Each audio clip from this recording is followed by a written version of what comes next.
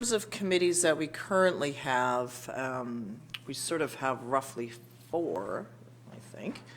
So we have Primary Health Working Services Group. It hasn't met for a while because there were some Ministry of Health, Island Health, South Island Division, West Coast Family Practice items that needed to be dealt with. And that working group sort of falls outside of this structure. It's sort of been loosely organized, and then I chair the committee, and then the district contributes by bringing in some administrative support to kind of keep materials and administration in order, and that's worked very successfully. That work will pick up in the new year. That's sort of been an informal conversation I've had with some of the key stakeholders, a part of that group. Secondly is the Climate Action Steering Committee is live and active. The Housing Committee, Councillor Logans, what is the state of the union with the Housing Committee? We won't know for sure until after our meeting on Thursday. We're hoping that this meeting gives a bit more direction to that one and vice versa, perhaps. But what I'm hoping will happen is that we can have a good conversation on Thursday that kind of nails down what the committee can accomplish. It's most likely that most of the work will fall on staff to move forward with any recommendations from that report. However, if there's anything the committee can do, we can certainly look at moving forward, and then keeping in mind that at one point council did mention that perhaps we should move forward as a housing committee and not necessarily affordable housing. So there's that direction we could take as well. Okay, so that meeting is coming up this Friday because Thursday. So that committee is sort of was on hold pending the outcome of the housing needs analysis. So good timing for that anyway, and then to sort of see what next steps in. Councillor Beddoes? Yeah, just to comment on that housing, I don't know if you saw the article in the paper yesterday or the day before that the province is relaxing a lot of the conditions about housing and extra suites and cottage stuff, and they're leaving it up to the municipality to decide, but that's an important one. I meant to cut that out for you, but you probably saw it anyway, so. Oh, it's a good one. There's one, I'm just gonna see if I can find my note on that. Just speaking to that was that my understanding in the past was that duplexes were prohibited, for example, in terms of having secondary suites, and now there's going to be a change that they will be permitted. So that's where it would be good to get some insight in terms of now what needs to change, because from a land use perspective, that has a significant change on land use, density, all of that, parking, street width, everything, right? So in some cases, an advisory would make sense so that we're prepared, but then also it's sort of like, where is it the role of staff? I understand that from our previous land use or building committee findings is all of the work that they concluded on last year has been gone over to staff into the building regulation bylaw. We anticipate having that in the new year. So in that case, is it all captured or not? I'm not entirely sure. It's been just a while for that to return, but well, that article did mention duplexes specifically too. Yeah. So, and row houses is the other yeah, one. I couldn't remember the other term. There's a lot to it. Duplexes and row houses, which will change things. Councillor St. Pierre? Just a quick comment on the land use and the duplexing. I understand there have been questions in terms of things like parking, and it strikes me that this is one of those places where it's already happening. We have a lot of illegal secondary suites that are already causing parking issues, but by not having it legal, we have less ability to improve things, to get tax revenues for a situation that already exists. So I think it'd probably be a good idea to direct staff and move this, towards getting into alignment as quickly as possible so we can actually take care of some of this stuff. It's not that people aren't still having illegal suites, they are. It's just that we have no way to actually deal with them effectively while they're illegal. So in order to actually move into compliance, I think we need to actually have a path. The other thing that came up specifically in our committee work in the Climate Action Group was that land use planning touched on so many different areas of our work, but it wasn't clear to us how to actually address that. So I'm just putting that out there. You know, you've got transportation, affordable housing, emergency management of things like forests, you know, how to reduce fuel loads. There's a whole bunch of land use stuff that, you know, feeds into this. I'm not sure how it actually can be effectively dealt with and how we're going to go about doing that. So I'm just kind of sliding that out there for everybody's consideration. Okay, so a couple of things to think about.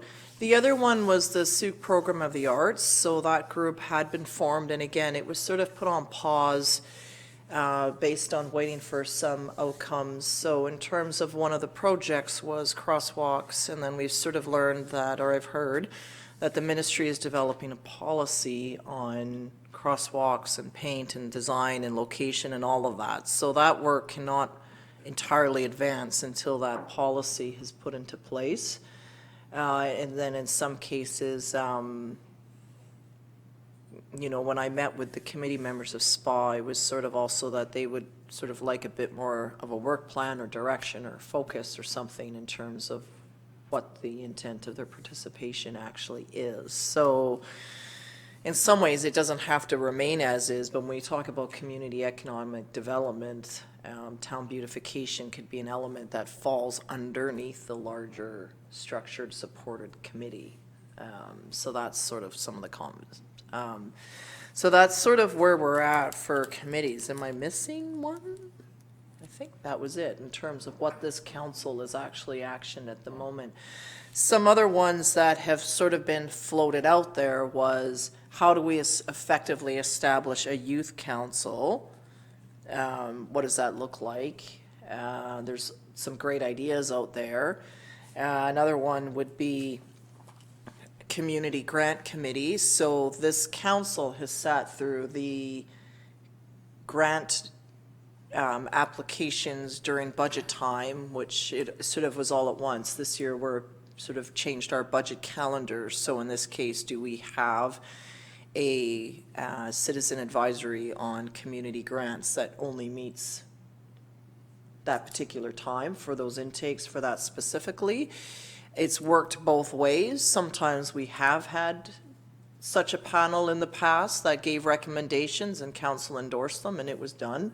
Other times council delved into all of committee work and took it all apart, and then the committee was left with, well, why are we doing this here if our work isn't supported? So it's gone back and forth, back and forth, back and forth over time. I think it's something that we should talk about, and whether or not.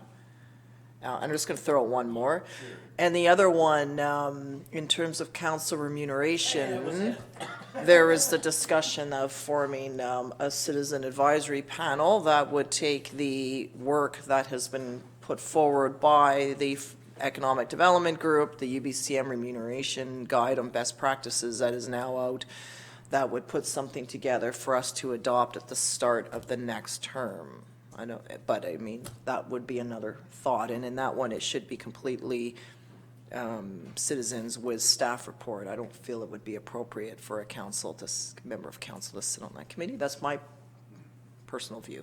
So Councillor Bettles and Councillor McMath? That was what I was going to bring up. Okay. You did it. Councillor McMath? Just on the remuneration piece,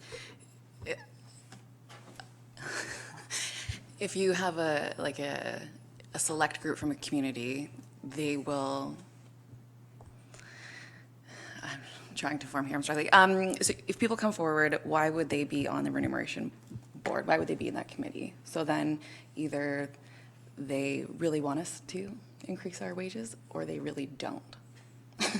And if they come forward, even if we're not there, ultimately we choose yay or nay. So if they put in this effort and we disagree with it and we vote against it, like, I just don't really see the point of a remuneration committee, because it doesn't make the process any more like objective. It's like a little bit fluffy so that people feel like that they contributed to it, but regardless, we're going to make our own decision. So I would hate for people to put the time in and, like you said, they would feel like their time was wasted because we disagree with their decision. Well, and that's my challenge with any committee. You know, having sat here for a while, and we have committees form that put in a lot of time, our staff puts in overtime to support the committees, and then it comes before council and no, we don't want to do this. So it's not just that one, it's all of them. So in that case, like, there's then even been commissions established that have had more delegated authority to act. I think of the Economic Development Commission when it acted, it had a budget. They had, you know, $30,000, had to put together a work plan. They did that. Council adopted, supported all of it. But when the actual commission went to do the work, oh, we can't have this, you know, like, we need more scrutiny, we need more accountability, and then blew up the commission entirely. So that's why I'm a bit, I do hear you, Councillor McMahon, but I hear that with all of them, because we had a wonderful Parks and Trails Committee that put forward a lot of work on John Phillips Memorial, came to council, and no, we're not supporting any of this. Disband the committee. So that's like, why are we? And yet we have 2 washrooms. But we did get the 2 washrooms. So things do happen. So some things happen. So that's where, you know, I'm not sure. I've sat through both, and then we form, I remember when we had a land use committee and we had a finance committee that heard applications on development permits or variances. And then when it came to council, the councillors remaining, because not everyone was on it, said, well, I don't have this information, I'm not comfortable making this vote. So then all of that information would go to another committee, and then all of council would redebate the whole thing, and sometimes go down the path that the committee did, sometimes something different. So then criticism from the development committee is like, this is getting so bureaucratic.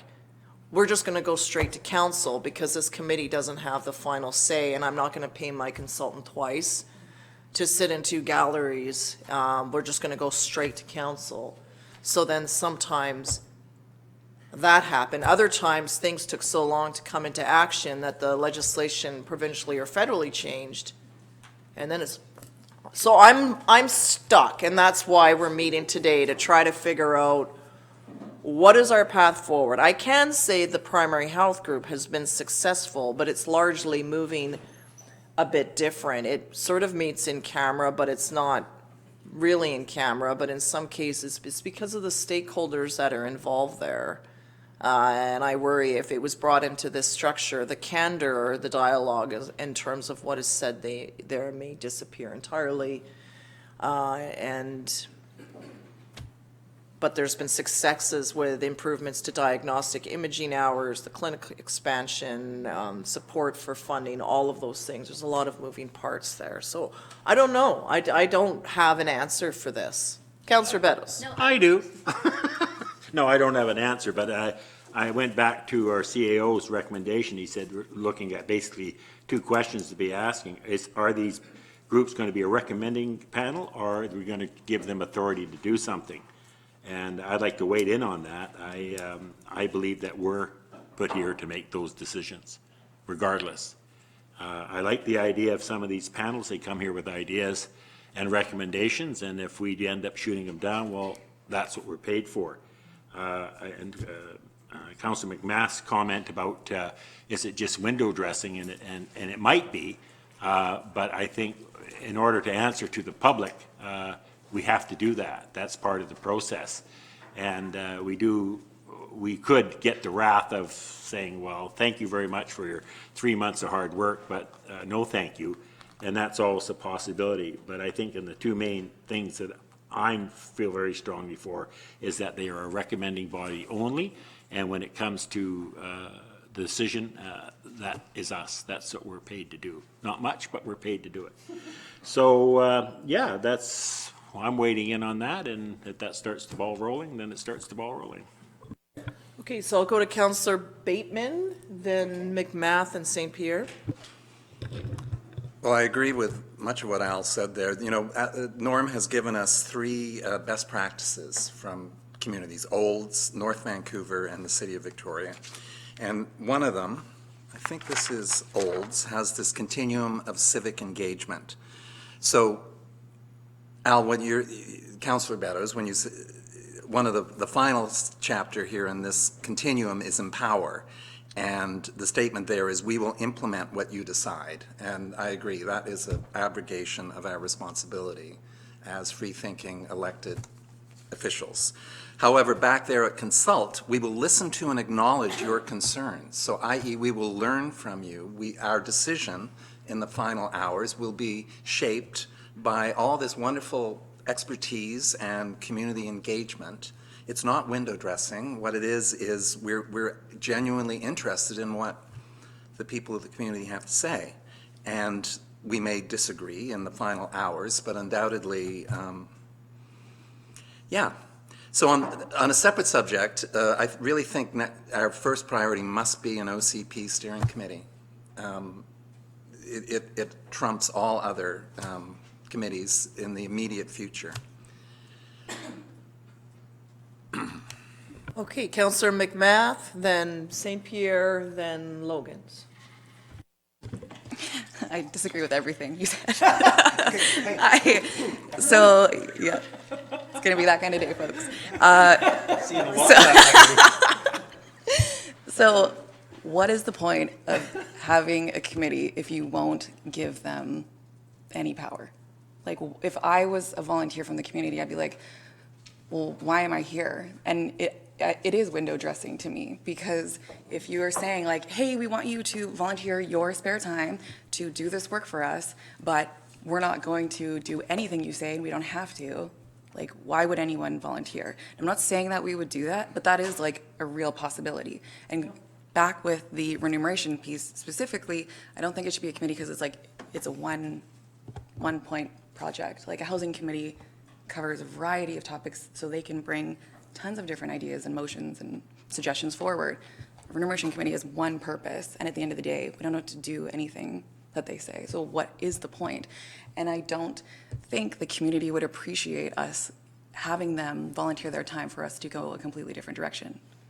Like, I don't think that says that we appreciate the community. So I do want to have the committees, but I do want to empower them. Councillor St. Pierre, then Logan's, then La Jeunesse. Yeah, I've got a bit of a pile-up here.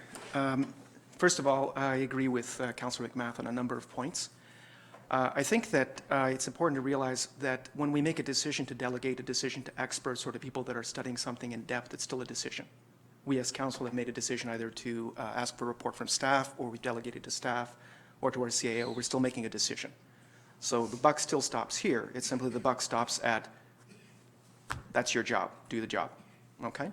So I don't think we're abrogating our responsibilities on council or our elected responsibilities. I think that what we're doing is we're trying to find the best tools for the job. In the case of the remuneration, I think that we need to look at what the best practices are. We obviously need a transparent process that's going to communicate effectively to the community what's happening. They need to know, what the right information, well, not what the right information, but what the information we're using to make that decision is based on, and so on and so forth. I do not know what that best practice might be, but I noticed that, I think it was template 1 had a public engagement process for deciding what sort of tools, what sort of public engagement framework might be appropriate, who the stakeholders are, what that framework might look like. I think that's the kind of tool we can use to actually determine, okay, is this a task force, as Councillor McMath has suggested, that maybe takes very specific experts from either remuneration consultants, members of staff, maybe a member of council, possibly a member of the public that has a specific expertise to offer, and then in a transparent process makes a decision. I would prefer that we actually have something in place that is ongoing and automatic, so we're not reinventing the wheel every 4 years or whatever the heck it might be. I think we should put something in place. It has nothing to do with us. It's arm's length. You just let it chug along. But that would be us basically delegating authority to a process, which is the same as when we actually make any sort of bylaw. We basically put something in place, and if it needs revision, we revise, but it's done. I think that's really actually about it. I think it's mostly about using the best tools in terms of public engagement. And there's a whole continuum, there's a whole spectrum. It's not just, and it has come through to me clearly that the community is still holding grudges on good work that they've done that council has ignored. So I think we really have to step away from that. I've had that come back to me several times. Nothing that we've specifically done, by the way, but there's still repairs to be made in terms of how the community feels about the district because of exactly that piece. And if we can avoid it at all, that would be awesome. because it's not doing us any favors. But I don't think it's avoidable. At the end of the day, council is the one that is responsible for all decisions. And so even if a commission or a committee or a task force or something, I mean, it's the, came back and we endorsed it, we answer to that. And it is always, in the end, it's council that is responsible for it. It doesn't matter what process it went through. So that's where it's, it's a tough one. There's criticism, well, your friends are the ones that did all of this, or their friends, or that counselor's friends, or whatever is the one that did. Well, in the end, it's council. It's always going to be council's responsibility in the end to answer for, even if it is a committee that delved into it. May I respond? Yes. Absolutely. Yeah. Absolutely. But there's a whole bunch of indications in terms of how to make sure that the mandate is clear, that the process is transparent, that their role is very clear. So they know, that it's not automatic that it'll be accepted. But having an entire work of a committee tossed out after 6 months to a year of putting it into it, why did you bother putting it in place in the first place? I think it's the kind of thing that can be avoided at the outset, as Councilor McMath has suggested, by saying, listen, if we still intend to keep all the power to decide to ourselves and essentially junk it if we don't like it, then why do you form the committee in the first place? Yeah, no, That's the kind of thing we need to avoid. yeah. Councillor Loggins, then La Jeunesse. I go back to need versus want and the remuneration stuff. Like, I don't care about it at all. I don't think that's something we need. But in terms of the engagement piece, when we're looking at the different committees that are potentially going to move forward here today, because I do hope we leave with something tangible in a good amount of time here. The engagement continuum is just that, a continuum, and I would like us to think about where we currently are at with our engagement processes and where we want to be. None of these are right or wrong. It depends on the situation and what information we want back and why we're engaging people. If we're engaging people to inform them, then perhaps inform is the right box to fit into. If we're engaging people to empower them and move forward with their decisions, and give them that extra, give them a budget and allow them to, and delegate them to do work in the community, then maybe empower is the way to go. I don't think that we fit on either end of the spectrum for the committee work. I would like to see us somewhere in the middle. But Councillor McMath is right that a lot of work does seem more like it's in the inform, consult, involve end of the spectrum where we're just doing it. Actually, I believe that's what the remuneration committee would be. And I think the only reason that came up is because council was too scared to make a decision. I feel like we could have made that exact decision we made the very first night it came up instead of dragging it on for months. And I think that's where that committee idea came from. But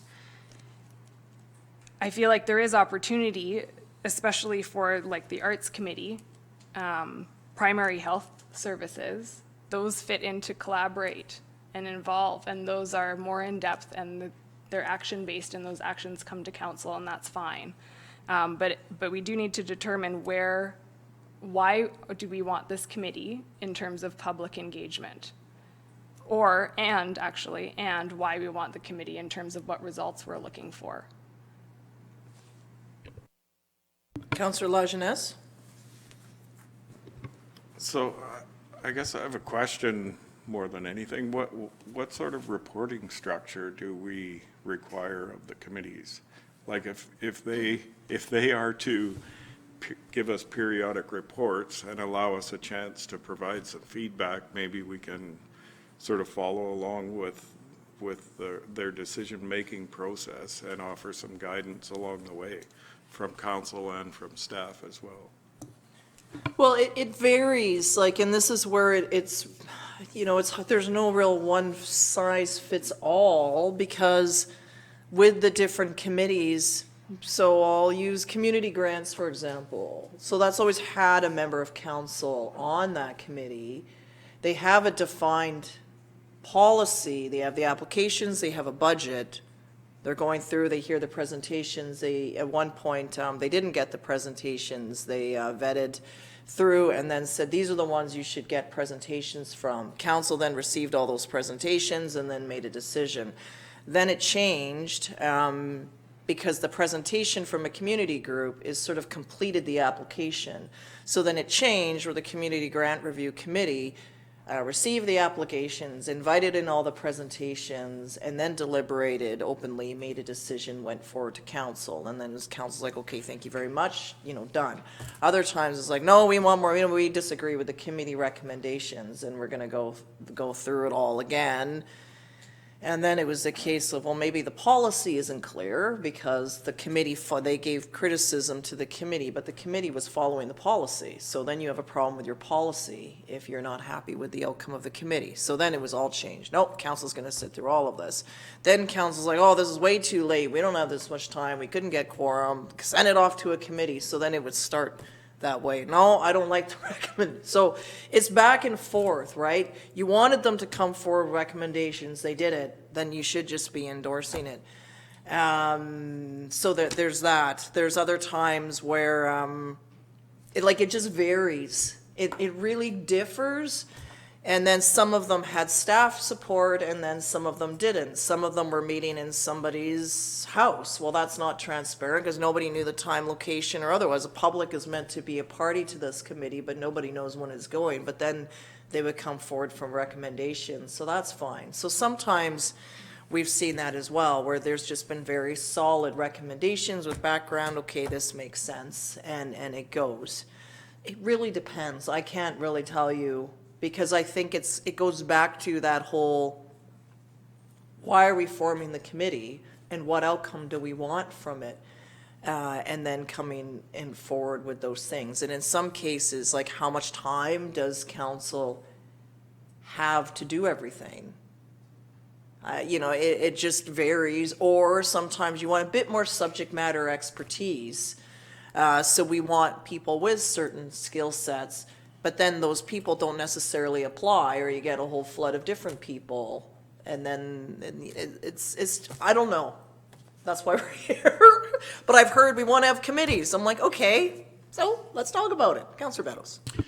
Yeah, first of all, let's not get too tied down to what previous councils did and some of the bad management that they did. Well, but it's good to base it on, but first of all, it's us here today, and how we handle these committees is, I think we do have to show a great deal of respect for the work they do. But when it comes to committees, what I'm looking for is somebody to gather information for me so I can make, and us can make an intelligent decision. Because in my life, and I'm sure everybody's life here, we do not have the time to go to the great detail in some things.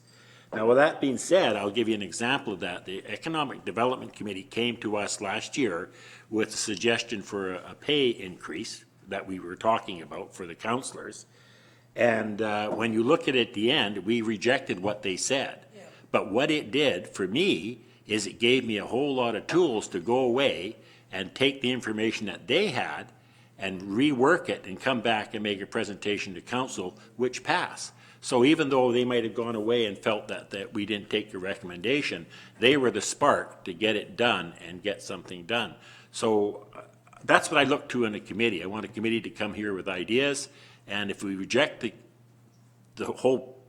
big premise of what they did, there's still a lot of information that we pick out. And then the onus is on us to say, well, thank you very much. We can't move forward with this plan for whatever reasons. Make sure that they're acknowledged, but it's the information that I'm looking for, and that's what committees do for me, and that's what staff does for us too. We don't have the time to go in all the details. And as much as we have to rely on staff to give us information, sometimes we reject staff's recommendation. I see the rolling eyeballs when we do it, but that's okay, you're allowed to.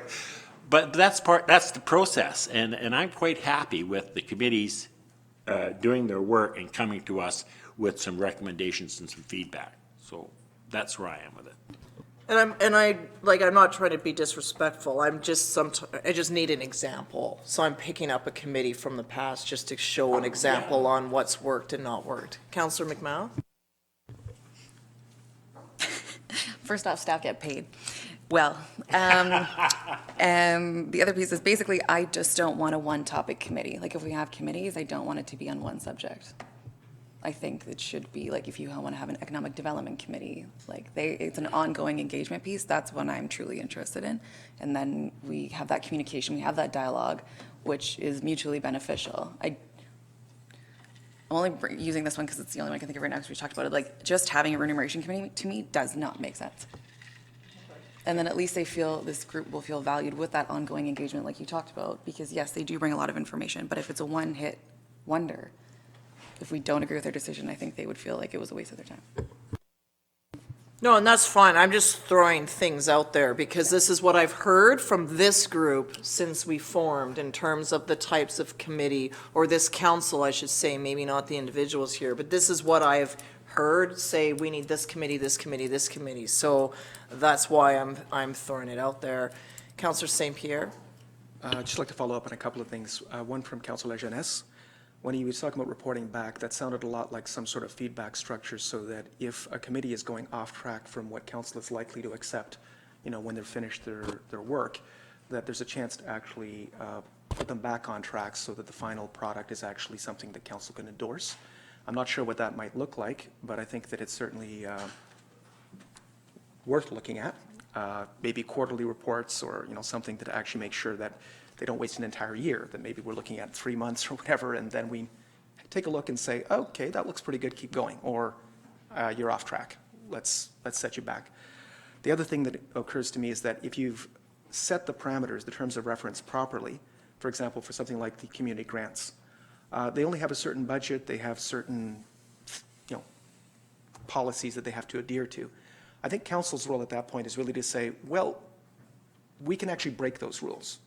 We can actually increase the amount of funding available. We can actually alter those terms of reference, because having looked at that, once the work is done, they've done good work. They're going to stay within their budget. They don't have the prerogative we do. But we have the prerogative to change things down the line, which is why I think that I agree with Councillor Beddoes. We have to have a final look at that, because there may be things where we really might have liked to have increased funding, but they didn't have that prerogative. So I think we have to have a final look at certain things, but it's going to depend on the terms of reference they have set and what we can do that they can't. It would be my suggestion. So in terms of community grants, I might just raise this now. I know that we had sent our policy. It is. But I'm just cognizant of a timeline for that grant. That's why I'm raising it, because I'm thinking of the end user, which are community groups. The grant application opens in January for 2 months, and then it closes. So if we want a committee, we have to look at advertising in December to have people in place to actually do that. If council's not interested in that, then we need to set up meetings, and just staff will need to scan council for availability, probably early March, to set that all in there. And I know that some people are here, some are away, some have other obligations. So that's why I'm doing that. One of our priorities to our CAO was council and committee of the whole structure, and all of that's going to kick off. We have an acting mayor and our regular council agenda being fixed in December. So I'm raising that because there are community groups that do apply. Now, we aren't the only source, but we had an introduction to the policy. It's going to be refined, and that one's going off. In terms of the OCP, December committee of the whole, I understand, is where we're going to be discussing the OCP and what that whole process is going to look like. So that's why, in terms, I'd be looking for more information on that engagement and all that whole thing at that particular committee of the whole. So that's why myself, I would like to get a briefing on the OCP, the timeline, the budget, all of that in that work, and then say, okay, this is the kind of committee. But if I'm hearing that we want to have one, then at least we know that we need to think about it. Because the other piece that came out of our service plan review is staffing. So then if we start adding in a whole bunch more and we have to resource up in staff, then that's a budgetary hit. And are we comfortable with that? I'm not necessarily comfortable with a massive budget increase. So I think we have to, unless it actually proves to value, but otherwise, you come in, that's a conversation staff need to also kind of know. So that's why I'm throwing those ones out there. In terms of your remuneration, it came up. If you don't want a committee, that's fine, and then we just leave it.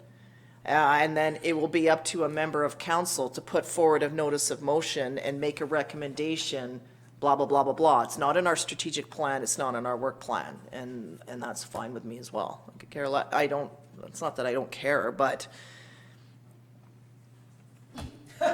it's gone all over the place with that as well, and then we end up with this mass increase, and I don't think the public appreciates that. Councillor Logans and St. Pierre. Or, sorry, I missed Councillor Bateman. First. You need to put your hand out more, I did so- put my hand up, because Mayor Tate, and All right, go I just, ahead. I'm finding this meeting, we're all over the map with this session. So why don't we lock down around this community grant committee right now and make a decision? My suggestion on this is that we spend all of 3 hours together listening to 20 community groups last February. And that was fine to me. So I think we likely could handle that again as a group meeting. Okay, so why don't we just quickly make that motion and take that off the table for further. Need a motion for no committee? No, then staff need to know, so then make a motion that council directs staff to, well, it's your motion, go ahead. Okay, I direct staff, That we direct council. staff, that council directs staff. I've never done one of these before. The direct staff to schedule a community, a meeting, a community grants special council meeting following the March 15th application deadline. Seconded by Councillor McMath, okay. Go ahead, Councillor Bateman. Well, I think that says it all. Okay, anything to add as a seconder, Councillor McMath? No.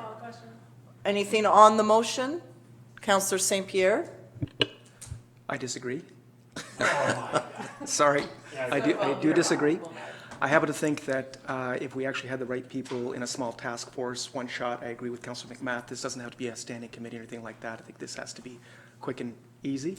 But if we have the right people, they'll be able to make better decisions, better informed, and that'll be that. Okay, so there's I've been asked to call the question then. All those in favor? Opposed? Myself and Councillor St. Pierre are opposed. Motion carries. Okay. Next speaker, do you have something else, Councillor Bateman? Okay, no. Councillor Logans? Councillor Lajeunesse, did you have your hand up? Anyone else? Councillor St. Pierre? In the interest of moving things along, I would like to see what sort of larger committees. I think it was suggested that by yourself that we simply don't have staff resources for more than 3. So I think we're looking at 3. I think that Councillor McMath suggested that then we need to look at that.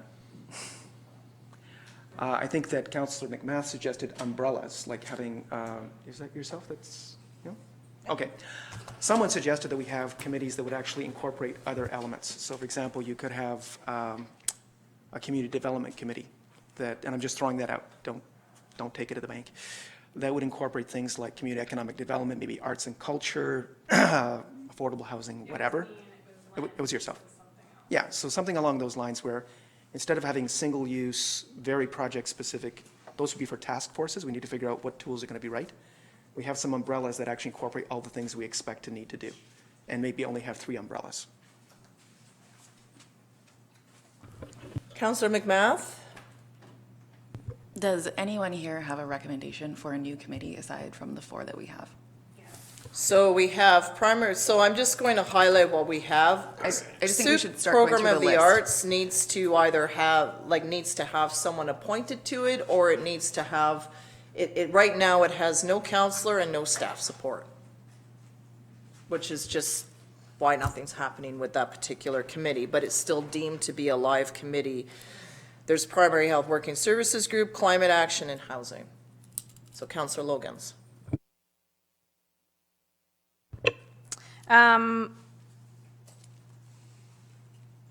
That Councillor St. Pierre was an interesting version of my suggestion.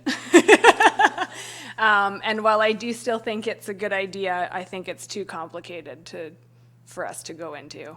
It's just going to end up being entire day's worth of a conversation. So I'd rather move forward with what we have. So I'd like to know for sure this capacity for only 3 committees issue, because I'm not entirely certain where that number comes from. That came from staff at our service level planning review, that we have staff that can support these committees, but if we were looking ones to we have. form more, then we would need to bring in another clerk. And so it's 3 because the 4th is not currently staffed. I guess, Okay. I don't know. Okay. I was late for that part from corporate services. Perhaps I'll turn, since our corporate services director is here, we can get that answer. Thank you, Your Worship. We can accommodate 4, I would say currently, without having to have an increase in service. Okay. It does, and maybe through you to staff, does that change if it's daytime or nighttime hours? Not really, because then that takes away from what they're normally doing during the day. I would also, lost my train of thought. Sorry, I'll come back to you. That's okay, jump in anytime. And yes, I do want to have a youth council. I've been trying to push for this for many years, and it's one of the reasons I was elected. So I feel like the community wants a youth council as well. So everyone's waiting on us to make that decision. Councillor Bateman? Yeah. First, I'd like to apologize for perhaps disrespect to our mayor earlier. That was, yeah, anyway, there you go. Heat of the moment, maybe, but still, we're in chambers, and that was out of line, I feel.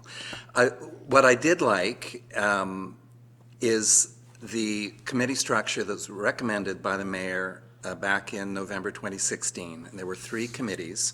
One was protective services and community safety. Now that seems pretty critical with our policing issues upcoming. That would include fire and police. The second committee was Community Development Committee, which so I'd like the mayor to perhaps explain these committees. And then the third was Arts and Culture, which the SPA committee would be slotted into as well.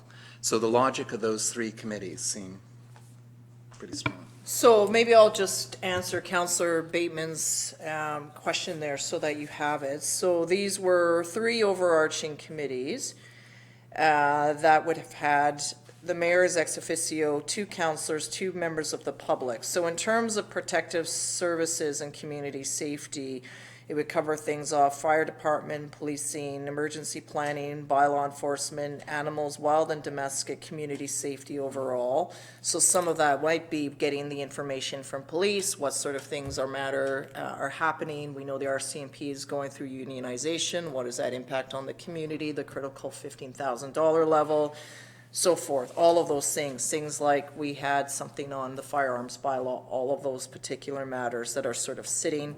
Signage, even our sign bylaw is not actively enforced, parking, all of that sort of stuff.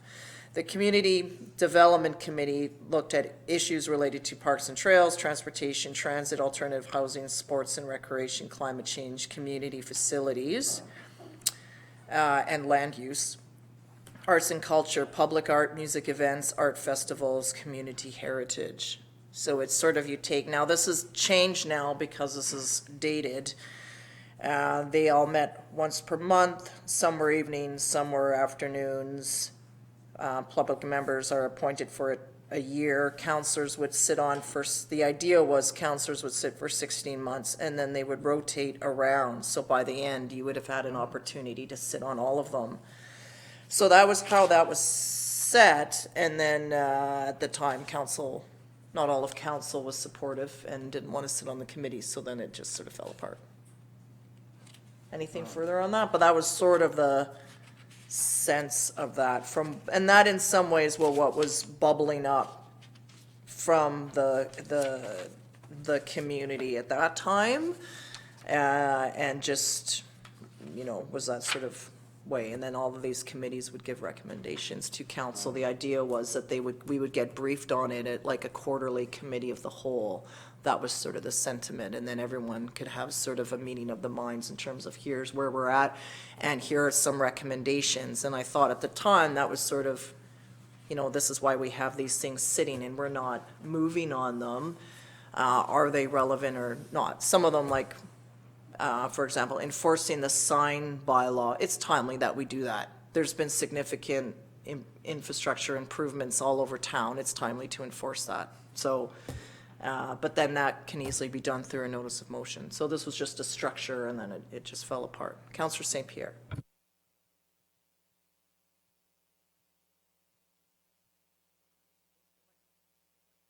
I would also suggest that one of the things I've noted in specifically the Climate Action Committee is that, for example, in our workshop, we decided that we had 3 priorities. One was engagement and education, community engagement and community engagement and education, food security and transportation. But when we look carefully at transportation, most of the elements that were in our strat plan are already being handled very well by staff. And I found the same thing to be the case with another piece under climate leadership, which was the emergency preparedness. It's being handled very well by staff, and most responsibilities will be devolved on the staff. And I'm not exactly sure what the place of a committee, unless it was, really amazing experts that were somehow pulling in resources that our firefighters and staff don't have, which I kind of wonder about that. I'm not really sure that that's actually a super, if we're going to put staff resources, I'd rather just give this to staff and have a committee that's actually going to do maybe more useful work that isn't already being done. So I'd be wary of redundancy as far as this one goes. I do think that the Community Development Committee is a very interesting, I was saying that, but I think it could include things like a youth council. I think that would be very much a community development piece. I think it could include a housing piece. I think that would be appropriate. I think it could also include pieces like arts and culture in terms of community development. I think that would also be appropriate. And it would give us the kind of umbrella that we could capture a number of elements. I would really like to have our CEO chime in terms of what that structure might look like, because I know that in terms of the Climate Committee, we're trying to work out, okay, so now you've got like 3 things. Do we develop working groups? How are they supported? Do they have staff support? How do we report back? What does that all look like? And do we have to reinvent the wheel, or can we actually just grab a wheel from Olds or something? An Olds, yeah. I'm just looking for support in terms of what does that look like if we start using the umbrellas. I'm sure it's been done before. I'd like to know how to do it. Oops. Councillor McMath had her hand up next, and then I'll go to you, Councillor Logans, in reply to Councillor St. Pierre. I would just like us to get a little less philosophical right now, get like a little more go through the list and decide what we want and what we don't want and why, and have that more of that conversation, because I think the topic that you're bringing up is massive. You're asking for structure, but there's no direction for your structure either. And the other piece, through your worship to staff, is if we have more than 4 groups and we have to hire an additional clerk, where is that money from? And then if we're hiring a clerk, are we then bumping another hiring down? Well, that's the question. So I'm going to go to Councillor Logans, but in terms of budget, then as we enter into budget, then this is what will be, okay, this is what you want to accomplish, here's the budget, and now they have to actually add in somebody, is my sense there. Councillor Logans? One thing to keep in mind, though, is that we might not have just 3 committees. We may have a couple standing committees, but there may be some that come in and out of relevance as the term continues, that are smaller task force type. Even the Affordable Housing Committee, that may have a day where it comes to an end, right? So these are not things that are going to be lasting the full term. So perhaps we need to reanalyze once in a while, once committees come and go, and see what's necessary. But it may be the case where something comes up and we need 5 committees. I don't know. I don't think that's the case right now, but it's something to consider. And in terms of Councillor St. Pierre's recommendation and connecting it to Mayor Tate's recommendations of the 3 committees. I'm not recommending. Oh, I'm not recommending prior those. recommendations. That's a prior recommendation. I was Past just citing an recommendations. example. Yeah, I know it was kind of a last-ditch effort to get something happening at that time.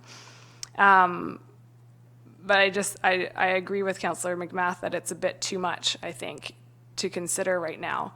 but having the three umbrellas could be useful, but we're not going to be able to solve that in this council format. That's like something we need to look at in a workshop and figure out what's going where and how it's going to be, how it's going to function, because we may have staff at the three committees and then have task forces underneath for each of the different subjects, but then we have to determine what the purpose of each subject is, who's going to be on it, how we're going to get people in it, how they're going to report back to the umbrella, and like it's just not something we can solve today.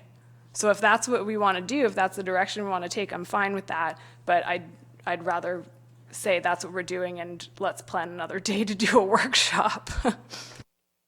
So, and this is why we're left with this format.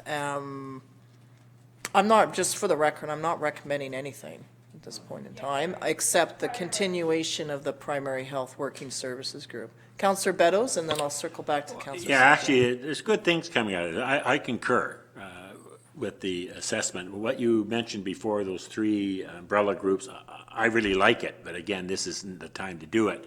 And then I go to Councillor McMath, and let's deal with the here and now, and I believe that's what you're saying as well.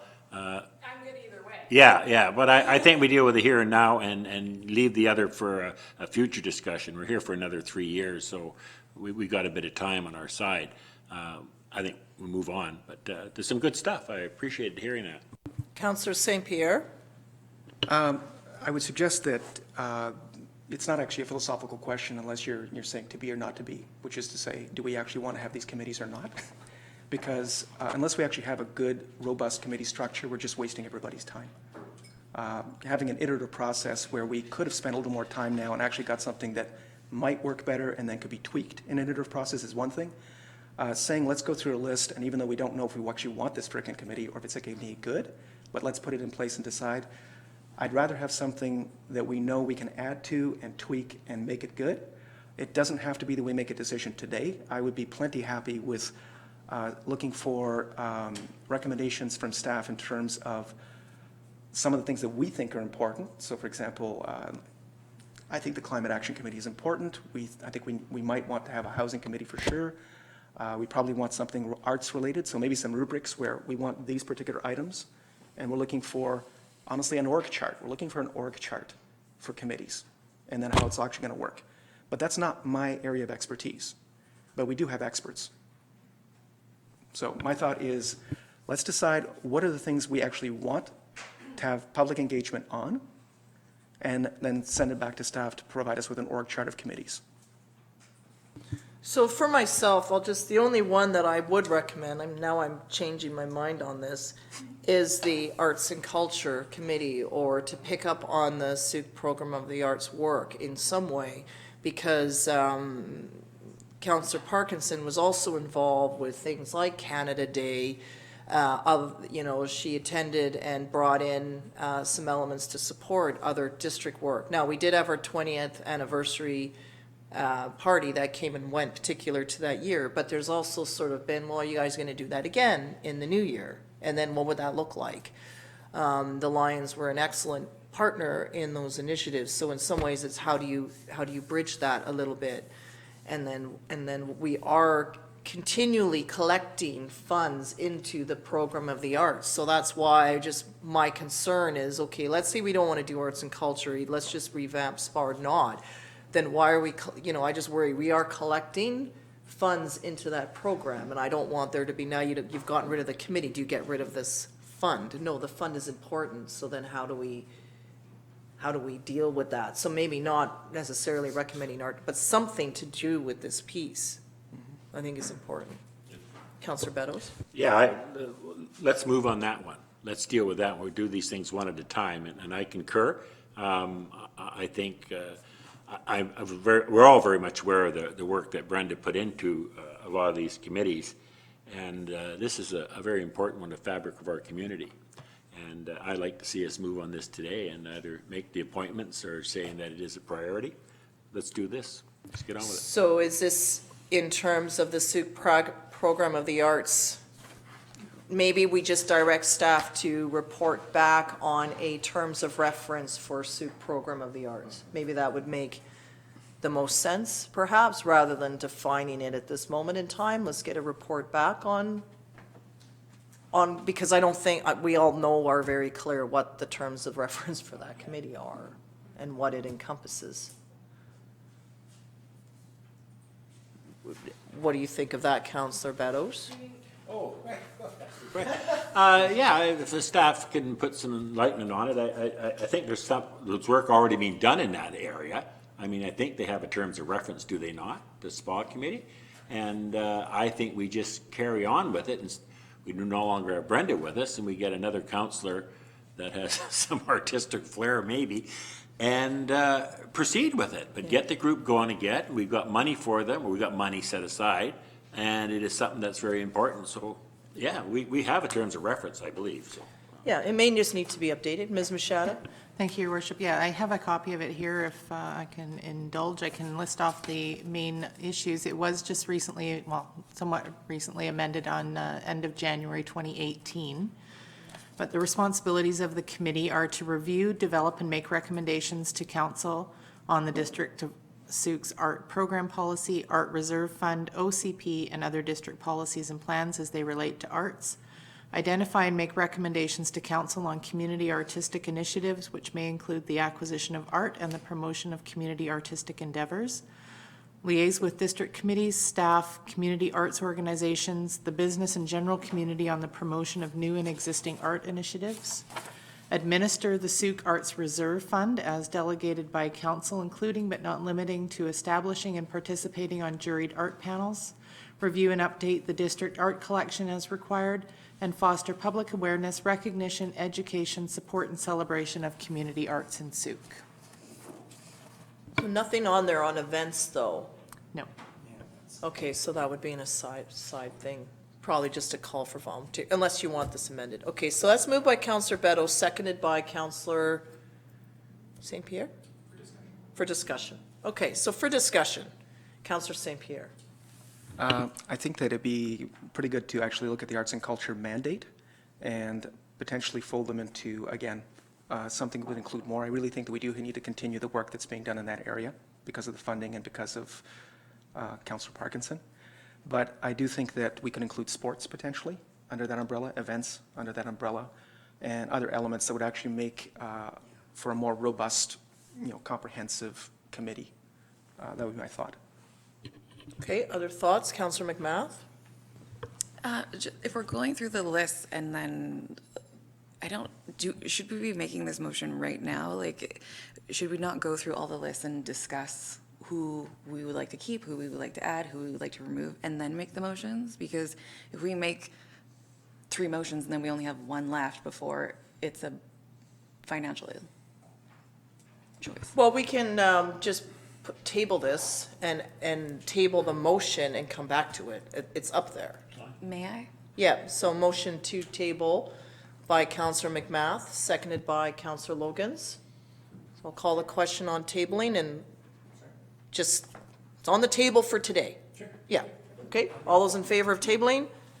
Opposed? It's carried unanimously. Okay. Primary Health Working Services Group, I would like to just keep that as it is going. I would like to invite a counselor to be involved with that committee. I don't want an answer right now. I would like you to, I oppose that. well, just think about it. It's a very large file. I do have some travel coming up, so I just want some continuity with the group to keep rolling in this. But keep in mind that whoever is sitting there, like, you have to brief me on anything monumental that happens, because I don't want to walk into a next meeting. I don't need to be or want to be blindsided with things that are developing. So think it over and let me know, and then I'll consider that. Yes, it is staffed by Ms. Temple. Okay. So the council directs staff to maintain the Primary Health Working Services Group and to schedule a meeting in January, early January of 2020. So I'll make that motion, seconded by Councillor Logans. Okay. And the date, it might shift to end of January, but depending on stakeholder availability. So we just sort of figured that December is not possible for most of the people on the group, so it has to be January. And I raise this because some of our work plan does identify sort of the next phase of a regional community health center on district lands. So as Lot A work is unfolding, it's timely just to sort of look at what some of those pieces look like. Questions? Right, Councillor St. Pierre. How often does it meet? Is it monthly? No, it's sort of at the call of the chair. So sometimes it's monthly, sometimes it's quarterly. It really depends on what the file is at the moment. Okay, so this sounds to me like is it the possibility of, I don't know, putting this under a slightly, again, larger umbrella like? No. No? No, because of this is basically a stakeholder group of representing the entire health community within our region. It doesn't fit. Does it give us the room for another 2/3 of a committee elsewhere? No. Wow. So but again, like when you think of the work, it has not met since June, I think. Well, Because of where, in part, it's because it's subject to what's happening with the provincial government. So there was a meeting I'm saying late spring actually, and then work has been on hold because we're waiting for a bigger piece by another entity to be resolved. And that's sort of been the big critical piece there. Well, I was counting on 3 committees, so and I guess we've been told we have 4, but this sounds like it sounds like our 4th in some ways. I guess my concern is simply that it's not meeting very often, but it's still taking one of our slots, so to speak. And I know it's critically important, needs to continue. That I But agree. that's sort of the question that we'll come back to in terms of like really staff capacity there, because in this case, there's probably been some administrative stuff with emails and the like, but the group has not met for quite some time. To Ms. Machado? Thank you, Worship. I think it's not worth kind of getting into that sort of detail at this point in time. I think we need to formulate what council would like to see, and then we can look at, perhaps how often those committees need to meet and kind of see what we can, take into our current structure and what we can accommodate. So, I don't want you to get stuck on 4 or 3 or 5, or I think, it's going to depend how often they meet, how much work is involved in that, and, we can look at the end and how many we can accommodate. Okay, that helps. Councillor Logans? Okay, perfect. Okay, so why don't we just sort of then table this one as well, as we can just sort of table all of the recommendations until we get through them all? Okay. Okay, motion to table by Councillor St. Pierre and seconded by Councillor Logans. All those in favor? Opposed? It's carried unanimously. Okay, so Youth Council, let's talk about that. Councillor Logans. Yeah, it's something that people have been wanting us to have for a very long time. I've been happy to lead it. I put forward terms of reference in the last term and that went nowhere. And then I was trying to bring it back up, but waiting for this sort of conversation to happen. And there's a lot of interest at the schools for this to happen as well. I think it's possible to do this without staff support because it is an opportunity for the youth to gain some skills in that area. And it would report back to council, of course, but essentially it's not just an avenue for youth voice to be heard, but it's a way for them to work with council, get to know what our policies and bylaws and reports are all about, so that we're educating an entire generation of students about what happens at this table, why the decisions we make are important, and what we actually do in the community. So in essence, it's kind of getting the word out about why you should vote and what government is all about, municipal government's all about. What I'd be most excited to do would be have them look at our strategic plan, understand where our minds are at, and let us know what they would recommend to work on in any of those directions.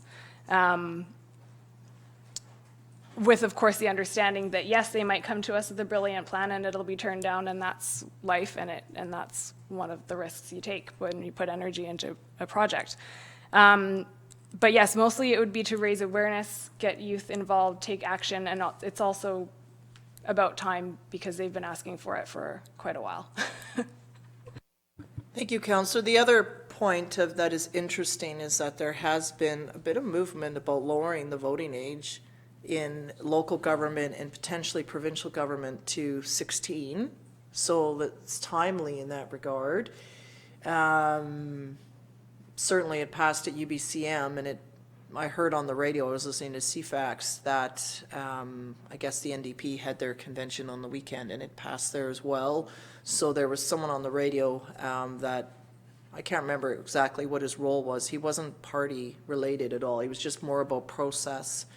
That any government, it would take about a year to actually put into legislation in terms of start to finish, to go through introducing a bill and then all the way to royal assent. So it actually could happen by the next municipal election, next provincial election, even if this legislation was introduced in the spring. So sort of timely. Another thought, this is just, I'm putting this out there, should council consider this, is I always thought that if we were organized enough that we actually have a council meeting at the high school and try to build an agenda with some of the business that we had to deal with, but some that actually would maybe be of more interest to our younger people in our community, or maybe they just, here's your meeting. Maybe the youth council could organize.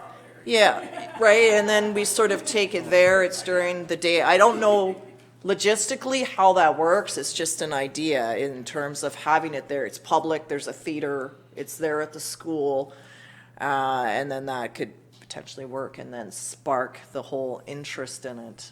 I don't know if that's possible, it's just an idea. Councillor Beddoes? I really like the idea of a youth council. I think we try to engage, and even if we fail in the engagement, we're trying to engage them. Again, I like the ideas that come out of that.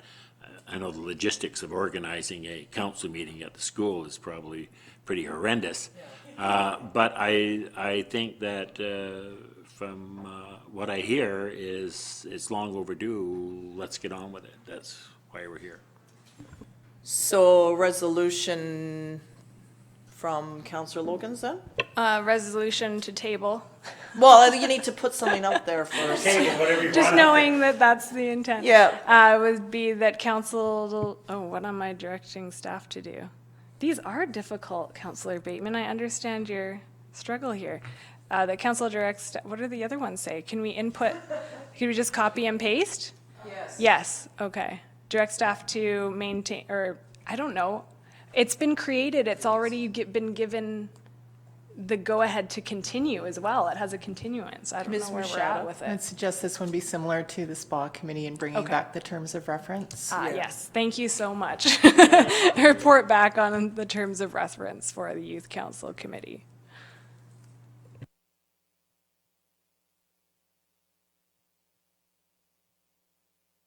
So that's moved and seconded by Councillor Beddoes.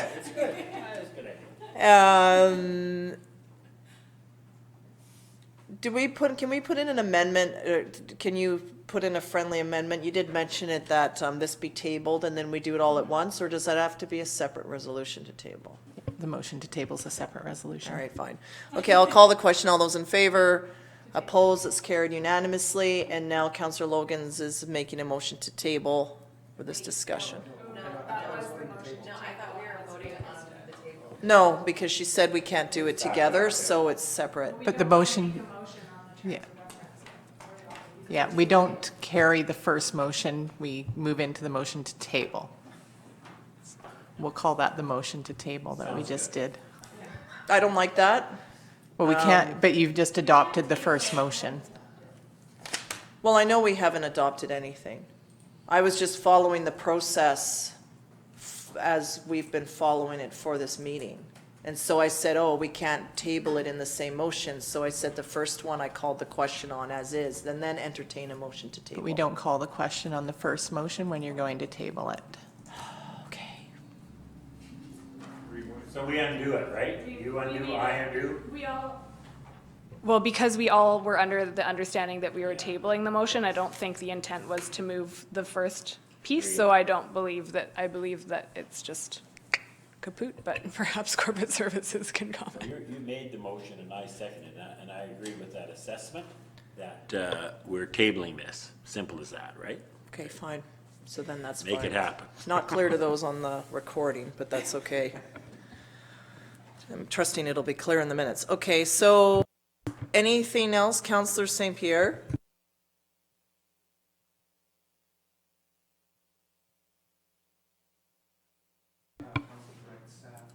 No, hold that for a minute. When did the Climate Action Committee form?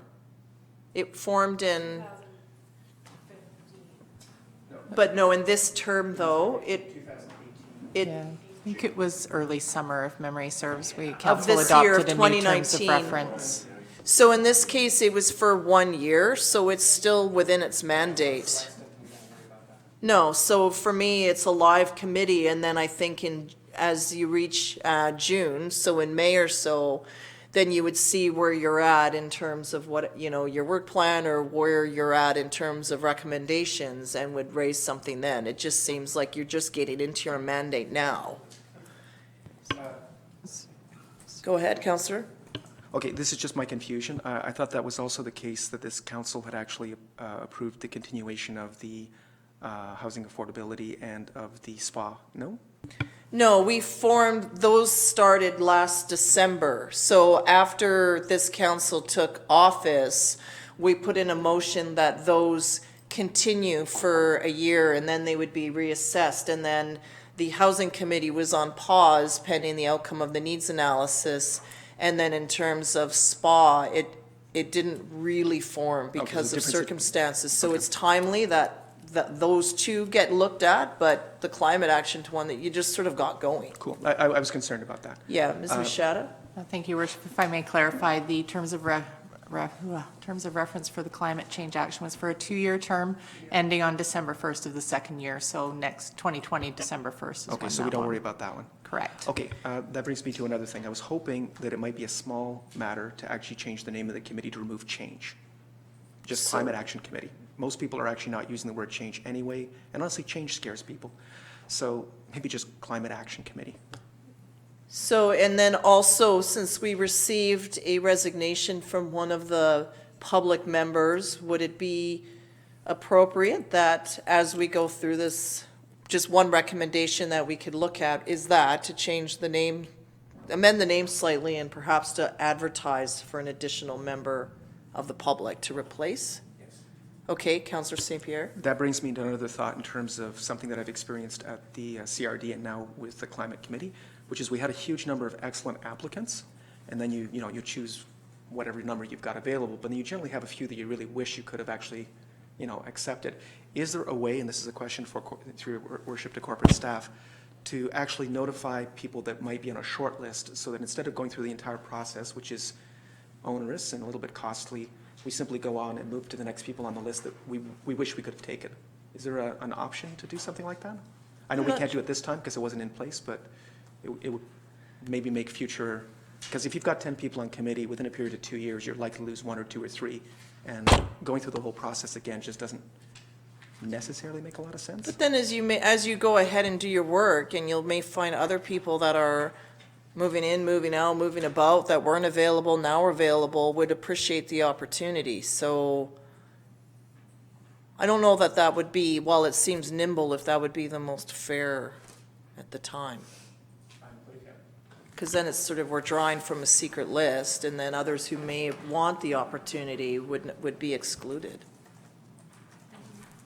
Through your worship, there are no directions for, advertising for filling a vacancy within our current policy, but at council's direction, I think we could advertise as well as notify Yeah. the prior applicants that a vacancy has occurred if they would like to reapply. Yep. So that would be a good motion. So it would be direct staff to advertise and also notify. Yeah, perfect. That would capture that. Okay, so that committee then will be fine. And then Councillor Logans, in terms of the housing committee, following your meeting, is it your intent on that agenda to just sort of decide what next steps look like and to come with recommendations, or do you require something more? I'm just leaving that on the screen, because it hasn't been moved or seconded or anything. We're just gonna have it there for information, because this process is killing me. Councillor Logans, I'm just gonna leave it, because we have it up there now. Yes, so we should have more direction after Thursday. Having said that, I know there's just one item that may require additional time. However, it could be the case where we could get creative and assign that to a task force to deal with. So it's kind of, it could go either way, as the current mandate of the committee stands. So if we want to see a housing committee going forward, what would that look like? Right now, I'm not sure. So I may have to follow up perhaps at the December meeting to give an update on what was discussed. And I don't believe the minutes would be out by then, but just in general, what Or we kind of came. It could be, what may be good is rather than, is just a recommendation from the committee to council. Yes, So okay. I think that would be sort of, if you could build that into your agenda for this week and just sort of like, okay, we were on hold, here we are, and then this is what our recommendation is. Another That may be better. Thank you. Yeah, I will definitely do that. And another consideration is that I believe the terms of reference were for monthly meetings and then at the call of the chair. But we ended up meeting quite frequently because there was so much work to do to get that everything in line for that housing report. So I think now with that housing report, it may be the case after discussing with the committee that it would return to a month if it were to continue. Okay. So I'll ask and we'll come back with a recommendation. So to staff then, what, from what you've heard there? Through the chair, the terms of reference for the Affordable Housing Committee were for a one-year term in accordance with the policy. So that would be the membership, not the term of the committee. And then the meetings are once per month with additional meetings at the call of the chair. So I think you're fine to meet as required, but we could go back to, but I think if it's going to evolve, we'll need new terms of reference. What was the end date? There is no end date. It's just the membership was for a term of 1 year. Okay, so in this case then, of this one, just not knowing at this point, given that housing was sort of made a priority of this council, it seems reasonable that the committee might exist, but I don't know that I want to throw that out there, even though I just did. So, but if the terms of reference change, then it would seem prudent that we would be advertising for new committee members. Yes, If I may, don't Your know. Worship. So in accordance with our committee structure and function policy, the membership will actually expire December 1st. Okay, Or sorry, I think that's actually November 1st now. So our procedure is to ask the current members whether they're willing to sit for another term if it's council's desire to see this committee move forward. So I think Councillor Logans will bring back a recommendation after this meeting as to how that committee wants to evolve, and then we can either ask the existing members whether they'd like to serve on the new structured committee or whether we want to advertise for all new committee membership. Councillor Logans? I think that with the, like in general, today what we could do is support it. Oh, darn, the word just flew from my mind. In principle, based on the fact that any change to the terms of reference, any movement forward would be based off of the housing needs assessment. So it's not, pie in the sky ideas. It's definitely, it would be tangible work that would be identified by the housing needs assessment. Okay. And then we could report back on, is there anything that the committee can do? Yes, this is what we want to accomplish. No, it's all in the hands of staff. Or yes, there's one thing we need to do. We can accomplish it in a month, something like that. Okay, and then I guess what I'm asking next is that, given that the committee members, although they were on hold, it seems timely that we should be refreshing the committee, potentially refreshing the membership, so that others have an opportunity to potentially sit on this committee, and then we can see who, some may wish to step off. So I think something similar to the climate change with the one person stepping off would be suitable, is that they would all ask, because then it would be this council appointing the membership. This council has not had a say in terms of appointing the membership to that committee. And so in fairness to council, it's just the process. Councillor St. Pierre? I like tying it to the housing needs assessment and, going in that particular direction. I really liked some of the documentation that was in the old public engagement framework, where they laid out a process for determining the stakeholders, the committee members you might like to have to actually meet your mandate in terms of your terms of reference. So there was a whole process that was quite good. It looked like you had clarity in terms of what the committee was meant to do, and you had the right people to get the job done. I would suggest we look carefully at maybe turning that into policy for ourselves. I think there's some really good stuff there that if we put into place, our committees will be more effective with the right people and the right mandate. It depends on the committee. Yeah, but I'm saying in a general sort of way, if you have the right people for the job, it's just a good thing. And if we have a chance to hit a refresh button to get, while you're in the process of determining what the job is, figure out which people you want for it and what you're looking for, or what we're looking for.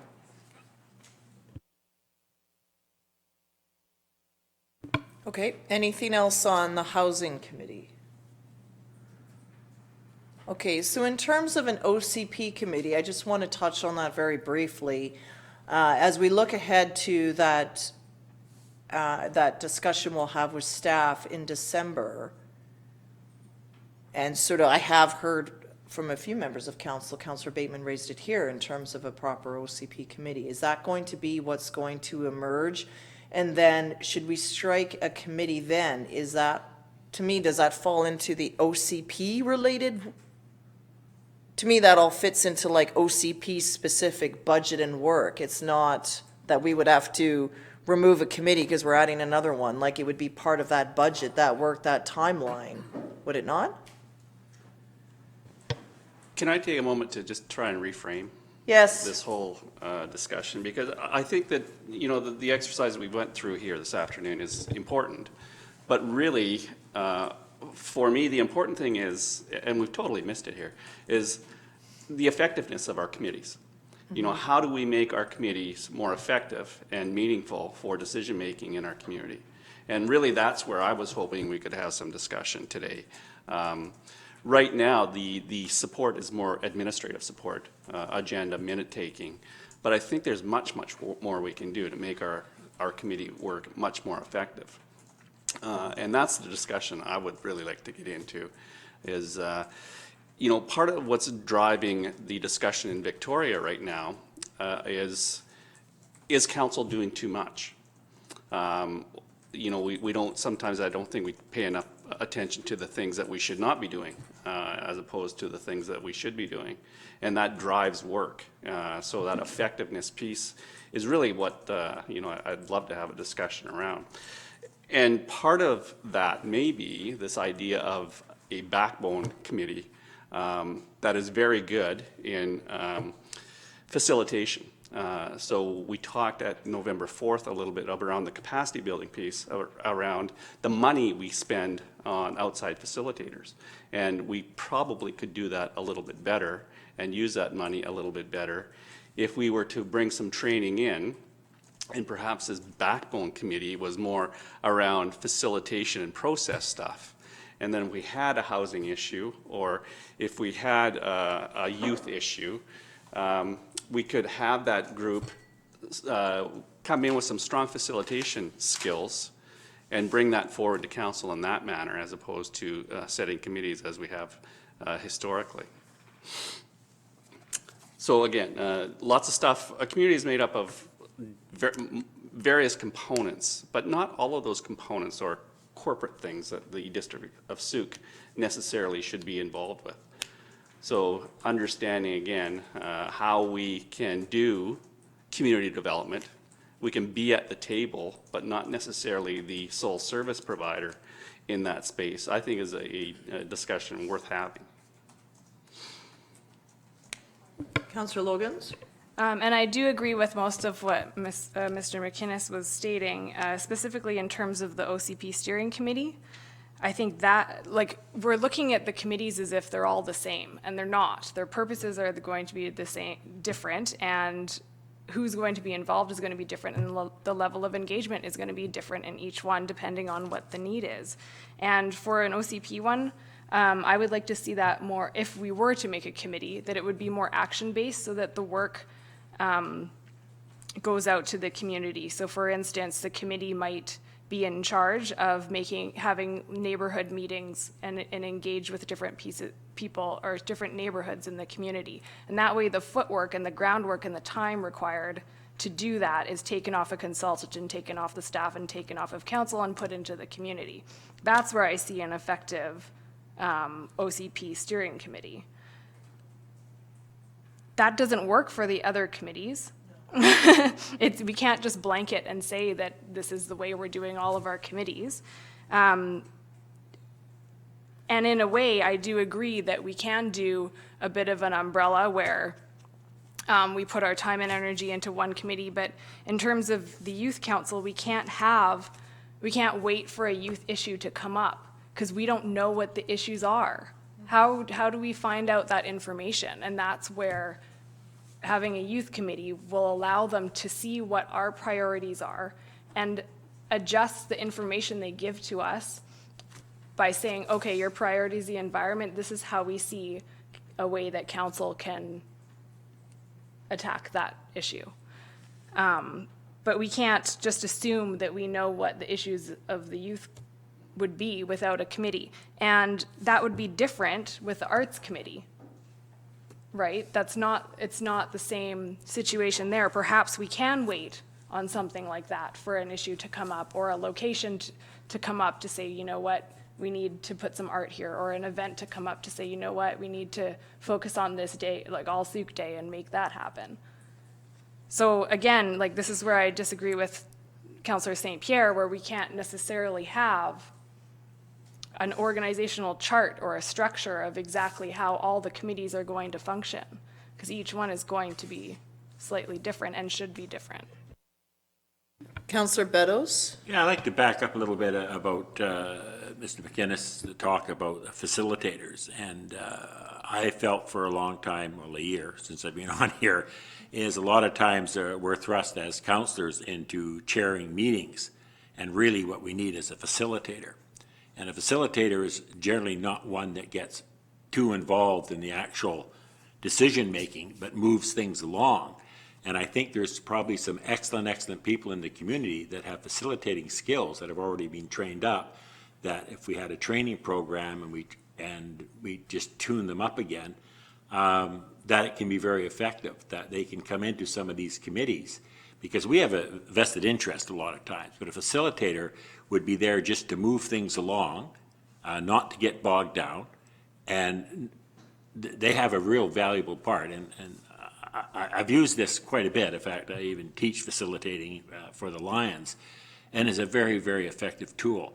And I would think, I go back to some of these reports that we've had that we paid a tremendous amount of money on, where I felt that if I had a couple of good citizens that I know to sit in front of Shoppers Drug Mart with a card table and the questionnaire, can get more out of it than we've paid somebody $18,000, $20,000 to do. So that's where a good facility to come in. I like that idea. If we could, and I'm sure in your contacts, you could get somebody to come in and teach a facilitating course, which I think all of us would benefit from. And then if we can get some community members as well, and there's some wonderful people out there that would be willing to volunteer and help us, it would save us a great deal of dollars in a lot of banks. So I'd like to go back to that idea and give you some sort of okay to look into that and come back with something that we can do, because I think that would be beneficial to all of us. I mean, some of us have run meetings and things, some of us have not, I'm rusty on a lot of things, and I could benefit from it, so I'd be happy to see that. If I could just follow up on that, if I could, Your Worship. If we have this, a backbone committee, we could have a youth committee, something that we do not have to be involved with, but they could have a representative sit on this backbone organization that really is the conduit to council. Art's the same thing, culture, climate action. That group could be that group that facilitates and bring those diverse issues in front of council. And that way we're not putting individual council members in that position of chairing these meetings and really having two hats where they're a council member, but they're expected to be the advocate for that particular matter. Council will hear that from this committee. All 7 of you will hear it at the same time as opposed to through an advocate. So I think there are some benefits to it. And that was the idea I brought forward at the strategic planning meeting. And that Councillor St. Pierre has been trying to. You know, you can use the example of Transition Souk, that really we have no play in at all, but they could have a representative come forward and sit on this board. Councillor St. Pierre? I'm feeling like we're actually coalescing towards something, but I'm not sure the shape of it. It's a backbone. Well, yeah, I'd like to move that we grow a backbone.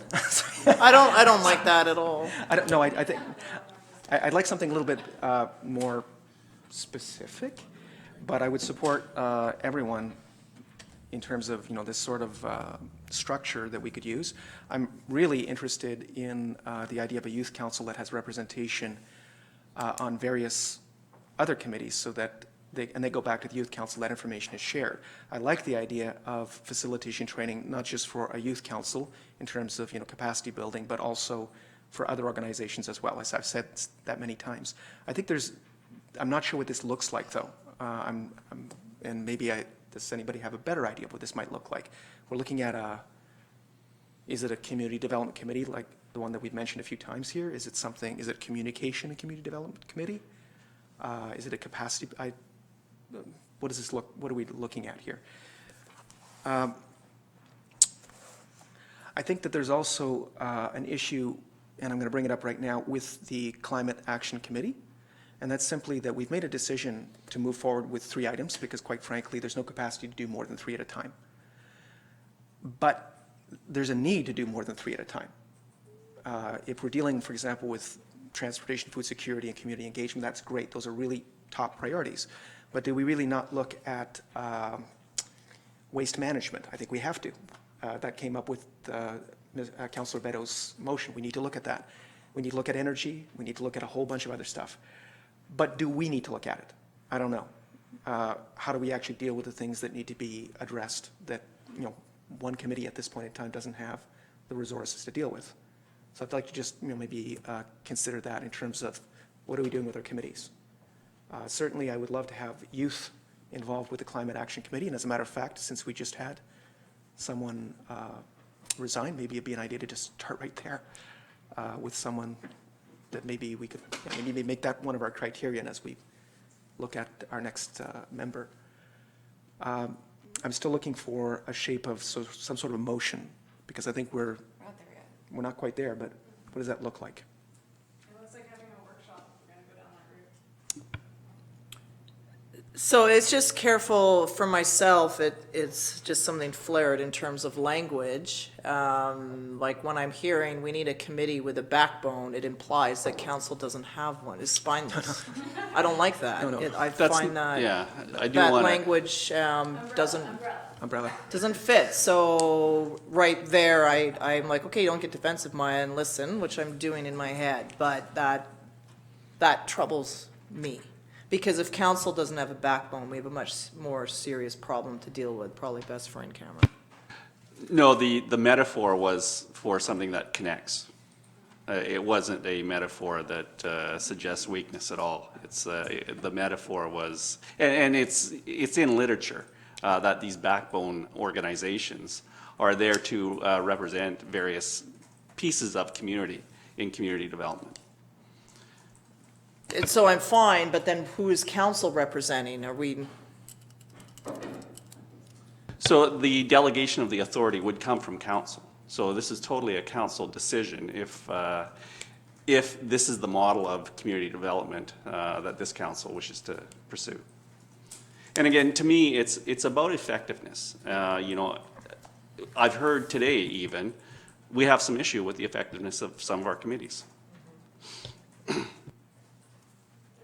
so I'd like to see like examples, and then obviously, and then it's just being selective of membership.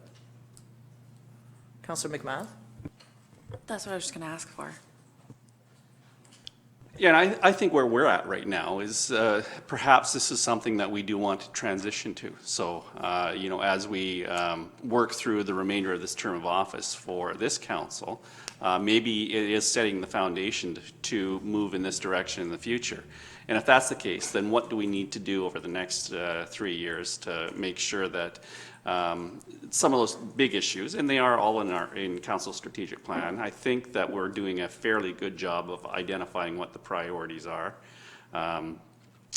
So how do we continue to do that on the staff side, but continue to start using principles of good community engagement? You know, principles like those that are most effective should have a voice in decisions that affect them. So how do we start moving in those directions, as opposed to committee appointments that traditionally have been done? Councillor Beddoes and St. Pierre? So, to our CAO, so would you be setting up, with this talk, would we set up a workshop with an outside facilitator to give us some education on this matter? That would be the plan? Yes, and I'm sorry, I can't recall the department, provincial department, who works with economic development, but they've got skilled staff that can come and do these workshops and give us various different things that we can consider that best fit our needs here in Sioux. Well, I'd be very interested in that. Yeah, let's do it. Yeah, that's, okay. I hear from my right, let's do it. I figure you got 2 people on board right now, so let's do it. So I'd like to see that happen. I don't know whether we need a motion for that or not. You will need a motion. So I'll make the motion that we have our CAO set up a training, what would you call it? Training seminar workshop? Hosted by the provincial, I don't know. Give me the words, please. Yeah, a workshop on options for community development models. Okay. I agree. Well, I think we're running out of time today. Well, because I need to get direction from council. But Okay, so there's a I motion agree. here that council directs staff to set up a training workshop on options for community development models. So moved by Councillor Beddoes and seconded by Councillor McMath. On the motion, I'm not calling, Councillor Bateman. Well, I'm just Then curious, Cynthia. is this strictly for councillors, or we're going to invite community group representatives? I would suggest at this time, and as my opening comments, this will be an iterative process. But I think council has to sort of understand these models and get behind them. Right. So I would suggest that council senior staff at this point. Okay. I concur. Councillor St. Pierre? this is more in response to Councillor Logan's. Frustrating for sure, but I think that if we can actually get this done, and I wish we had done it today as well. No, not, but we didn't think of it, but I do think that this is the right direction to go to make sure that we're actually doing the work that needs to be done as opposed to just something on a checklist. Totally appreciate the intent. We'll support the motion. So is this like a special council meeting then? Just a workshop. Well, I'm confused because I thought this was going to be a workshop. I didn't expect it to be a live webcast, a special council meeting. Yeah, I honestly thought this is what we were gonna do today. Yeah, so I need clarity, and then why is one in and one out? I need clarity on what format this will be, so the chair is more informed and prepared the next time around. So I want to be clear that this direction came to me on November 4th without a whole lot of clarity on what the expectation was today. And if it's not meeting your wishes, then I do sincerely apologize. So in terms of this, then, what format will this take? There's legislation around open meetings. I'll defer to our corporate officer to give you that opinion. I think if council just wants to receive the information that this facilitator is going to provide, and I'm not really sure what that looks like, it can be a workshop without having the public in attendance. If council is going to move the issue forward, so if they're going to look at the development models that are presented by the facilitator and decide to move forward with a specific model, then it would need to be an open meeting. So is that correct? And the facilitator would just present the models, council could receive that information and then make a decision at an open council meeting later? My interpretation of Section 90 of the Community Charter is that if things are geared towards annual reports and those types of things, they can certainly be closed meetings. So the interpretation of the open meeting requirements under Section 90 of the Community Charter, they certainly are open to interpretation. I have no problem having these meetings closed to the public or not live streamed.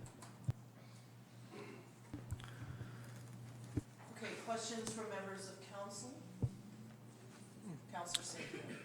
I would suggest that this would be a good opportunity to have a closed meeting so that we can take in the information and then potentially have time to digest and not be expected to make a decision on the spot. There's probably going to be a fair amount of information. That would be my comment on that. Yeah, we have a motion that's live on the floor. So is council prepared to move this now, or do you want to look at, we have a number that are also tabled, right? So, Councillor Beddoes and Logans? I would like to move on this now. I understand some of the frustrations is that maybe this is what we should have been doing, but that being said, even the information that came in front of me today was very, very helpful for me. Yeah. So I certainly don't think it was a lost opportunity. I just think we need to delve in it deeper, and I think this is the way to do it. So I would like to stand by this motion, and if my seconder is willing to do it, then we'll have a vote. Councillor Logans? Yeah, I'm prepared to move this motion. I have nothing against it at all. I do think, though, that we have to be clear on the direction that this will take us, because our CAO just mentioned, our CAO mentioned a long-term process, starting with this and ending at the end of a term with a new structure. Is that what we're looking at, or are we trying to create a new structure right now? By right now, I mean after the training workshop, and implement it sooner. I guess what I'm trying to get at is the tabled motions, are those still relevant? Because I believe they still are, and we can't just stop the work being done. But I just kind of I'm totally in support of this, I just kind of want clarity on what council is hoping for in the short term and the long term. Okay, I think all of them are relevant, because this is going to take a while to get going, and then the other ones have work to do, and then I think I'm hoping at some point there'll be like a meeting in the middle, or then it'll be this. That made no sense to anyone watching this. Councillor Beddoes and McMahon. It actually makes perfect sense. We have to deal with the business of today, and that's what those committees are doing. And I'm 100% in favor of moving on to. But we also have to look at the long term over 3 years as to possibly changing the whole process, and that's what this does. It's not going to happen overnight, and I wouldn't expect us to come up with a whole bunch of decisions instantly, but we do need to be thinking about it for the long term. So let's move on those tabled ones, and we move on this, and we're better set up sometime I don't know when you're going to do this, probably in the new year. But I think it's essential. I think we get on with it. Yeah, I think this is probably the new year, I think would make the most sense, given our timing. Maybe. I think we'll wait for staff to do it. Yeah, it doesn't have to be done overnight. to just advise of the appropriate time to fit it in with staff work. Just sort of mindful, people are going to be going on vacation, so like it's just all of the timing, right? And year end and all those things. So I'm just going to leave it with Mr. McInnes to plan this out with what he sees and to make it happen at the appropriate time. I sort of think first quarter though of the year would be reasonable. Yes, and I could see an implementation plan come back to council sometime after the workshop, so we can talk about timing and what we do in the interim. Okay. Anything further on the motion then? In this case, we're going to call it. All those in favor? Opposed? Is carried unanimously. Okay. And then so do we have what we need to go back to those tabled motions, or is there another piece? Was there something more that you required out of today, Mr. McInnes? No, I think that my wish would be if we are going to reconstitute or continue on with committee work, that there is a strong alignment with the 8 priorities that are identified as now and next in the strategic plan. Okay, so in terms of what we just passed and hearing that that may include a different form or address the arts component, is this a relevant motion then, or do we wait? Like, given that there isn't something immediate right now, or is there? I don't know. Like, that's why I'm asking. Like, I don't want to table this and then advertise and then find out that we could actually have waited on this and have a stronger emergence of what this will look like. Councillor McMath? Can we not do a temporary extension for the 4 that we have now? And then after we go through this training, then we can decide how we want to proceed after that? I'm not sure. I think that'll depend on each committee. I don't know.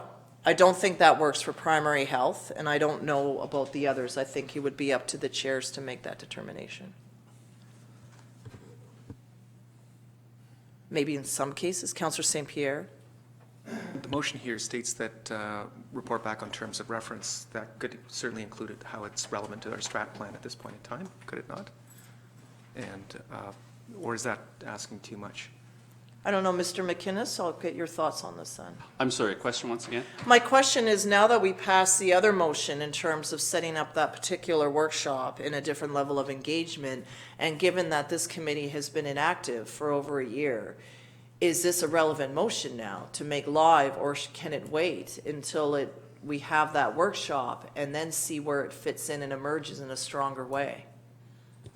In my mind, there's nothing immediate with this committee, but I don't know that there isn't. It's an ongoing, like, for instance, when the town center, or when when Lot A comes up and that work gets going, this will be very relevant, right? Yes. Again, is that tomorrow? No, but No. still, I don't see, I also feel like there's a line item in the budget for this committee, and there are things that can be done that don't require tons of time, or that also collaborate with community groups to get other work done. I see it as an ongoing piece of our community development. And it may not be like in our strategic plan as we need to have more art, but that doesn't mean it's not in here. So I believe Councillor St. Pierre's question was, can administration bring back terms of reference for current committees and show alignment with the strategic plan? Was that your point? And I think that's doable. Yes. And, so we're not going to see SPA specifically in the strategic plan. There may be pieces. So to your question, Your Worship, on SPA in particular, I don't know the workings of that group intimately enough at this point, but I think it's important, what's going to cause less frustration, us continuing to work with them, or asking them to take a bit of a hiatus so we can put together this implementation plan. I'm not sure which is the best way forward with that particular group at this point. Yeah, I'm not sure either. That's why I'm asking, but we can start, well, we discussed the motion, so maybe in this case, we'll just call the question on it then. Councillor St. Pierre, Councillor Bateman? I think in this particular case, we're still really looking at a one-year extension of the SPA's mandate, or looking at the terms of reference and extending for 1 year, which makes sense if the budget's in place and if there's work to be done. I think the reason these were all tabled and brought up was because there was work to be done. And while we're looking at implementation at a larger structure that's going to be, taking into account more things, that's going to take a while. It'll probably take the better part of a year. So you were suggesting that it might just all come together. I think that's probably true. But in the meanwhile, we should be able to move ahead with these. And I would still like to know how they come into alignment with our strat plan, just because I think that should be a litmus test for all of our committees in some ways, just see how it fits in, because that way we're putting our efforts where we should, or where we think we should, because we've already determined that's what we should be doing. Okay, Councillor Bateman? So I think with the SPA committee, they've been in hiatus for a year at least already. So you wouldn't want to lose their enthusiasm and excitement about some of the things that they already have underway. And it's sitting in, and in our strat plan, it does indeed state, enact and advocate for the recommendations of the SPA committee. Now, that doesn't need to be a now priority for staff and council. It just requires, pardon me? Ongoing, yeah. So I would recommend that we encourage them to begin meeting again. Okay. So we'll get this, I'll call the question on this then, and then when we bring it forward, then I'll be looking for a council liaison to this particular committee. So then that's something for you to think about. Okay, Ms. Machado? I was going to say that the membership term is actually up, so we will be asking the members if they want to, in fact, sit again, but we need to confirm that before we start delegating work to the committee. Yeah, okay. All right, so then I'll call the question then. All those in favor? Opposed? It's carried unanimously. Go to the next one that we tabled.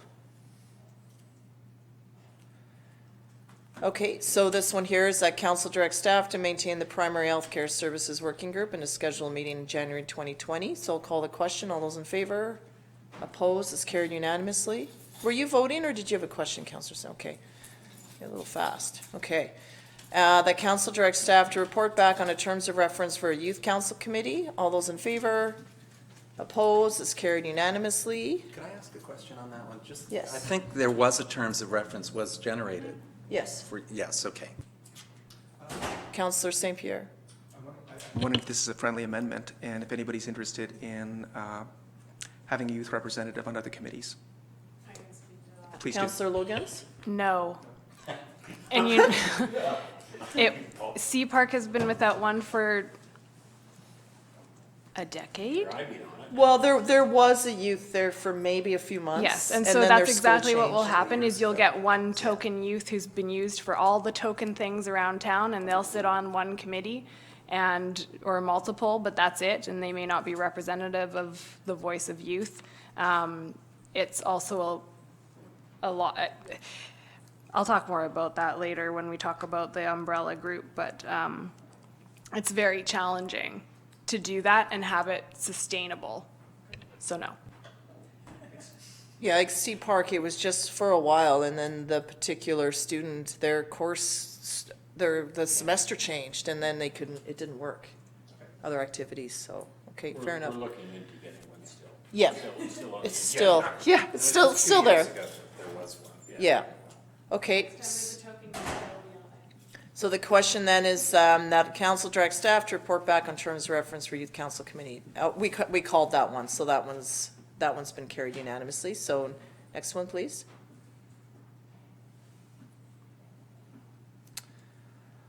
Okay, that council directs staff to change the name of the Climate Change Action Committee to remove the word change, and that council directs staff to advertise for an additional member of the Climate Action Committee due to committee member resignation, as well as notify previous applicants of vacancy.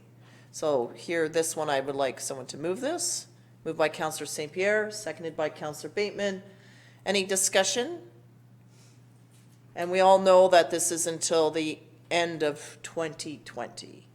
Well, no, not end, but it'll be June 2021, if it's 2 years from then. No, it expires December 1st of the second year, which will be December 1st, 2020. Okay, so it's not full 2 years this next year. Counselor St. Pierre. This might be an amendment, I'm not sure. Microphone. This might be an amendment, I'm not sure. I would be interested if any other councillors, and if it's possible, to have additional counsel on this particular committee. Specifically, Councillor Bateman has shown interest, and so did Councillor Beddoes at one point, but I have looked at the committee policies and so on and so forth. I haven't seen anything actively restricting us from having more than one councillor, other than I would imagine quorum. We probably couldn't have 4, legally speaking, but I was wondering if that was a possibility. We'll go to our corporate officer. Is that possible? You have a co-chair? That would require an amendment to the policy, but, I mean, that's absolutely possible, but any member of council can attend as it's a public meeting, so, and then contributions from members of the public are at the call of the chair, so it's not formally required unless you would like somebody designated. So at this point, we would have to amend the policy, in which case I would, rather than doing a one-off amendment, it may be more appropriate when we have this workshop to amend, to look at amendments to the policy in its entirety. However, you could, as chair, reach out to another member of council and draw someone in to attend, perhaps, and it'll depend on where they're at. And whether or not they're busy, it's just the timing. So just Okay. leave that with you to reach out as accordingly. All right. Okay. I'll call the question then. All those in favor, we've called the question. Have we? Now I don't know. We've moved it though? Moved and seconded. Okay, so all those in favor, opposed, it's carried unanimously. Okay? And this one here, it doesn't say tabled. Was this tabled? No. So in this case, that council support the continuation of the Affordable Housing Committee in principle pending an amendment terms of reference, and that council directs staff to advertise for members of the Affordable Housing Committee as well as notify existing members of vacancy. Is that clear? I think that's what Counts, Ms. Machada? Yeah, I just don't know that the direction to advertise for members is appropriate prior to an amended terms of reference. Okay, so how about we take that off and we'll stick with just the first part? Okay, that's better. Councillor Beddoes? There was some discussion about dropping the affordable and just having the housing committee. Right, and I think when it gets Okay, amended, that's we fine. can deal with that all. Want to get lost. Yeah, Councillor, no, Councillor McMath? I just have a question. Are we nearing the end? I just have to leave. Yes, I hope so. Yeah. And, okay, so is someone prepared to move this then? Moved by Councillor Bateman, seconded by Councillor St. Pierre. Any other discussion? All those in favor? Opposed? Is carried unanimously. Was there anything else tabled or sitting? I don't think so. Okay, so in terms of today's agenda, I think that was it. Is there any other outstanding pieces from anyone? Members of council, staff? Councillor St. Pierre? We were provided with a couple of examples of engagement policies. I think we should be looking at one. Is that something to wait till we have a communication person in place? And is this part of the community development piece that we expect to come back to us? Or do we need to move this along? I'll turn that to staff. I'm not sure. Yes, I think that this will be part of the direction that we get when we put the workshop on. So my vision right now is that the communications position that council has advised me to go ahead and fill, it will have an engagement component to it that likely will be separated at some time in the future. But at this point, the communications and engagement piece will be housed in that position. Councillor Bateman? Yeah, I just thought I'd read into the record the committees that are recommended in the current SUC official community plan. And that's a Green Advisory or Community Sustainability Committee, which I think is the Climate Change Action Committee.